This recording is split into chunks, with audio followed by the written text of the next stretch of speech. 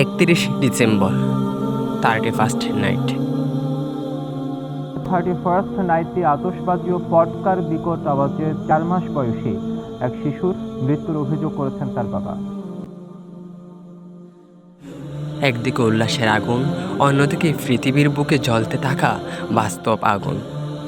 একজন মুসলিম হিসেবে আমি অন্তত এতটুকু ভাবি না যে রাতে নবজাতক শিশুরা আতঙ্কে কেঁপে ওঠে, সে রাতে উচ্চ শব্দে বাজে ফাটানো কি আনন্দ হতে পারে?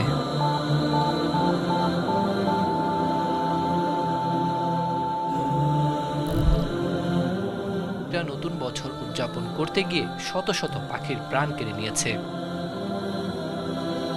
যে আকাশে পাখিরা আতঙ্কে দিকভ্রান্ত হয়ে মারা যায়, সেখানে ফানুস উড়িয়ে উৎসব করা কি মানবতা?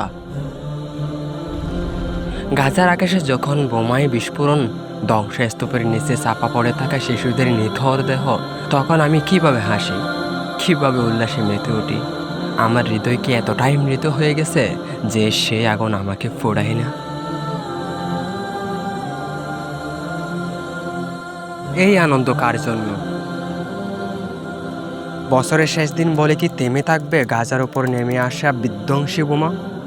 বছরের শেষ দিন বলে কি কেটে যাবে সন্তান হারা মায়ের বুক ফাটা বেদনা? বছরের শেষ দিন বলে কি চলে যাবে মজলুমের উপর জালেমের নেমে আসা আগ্রাসন?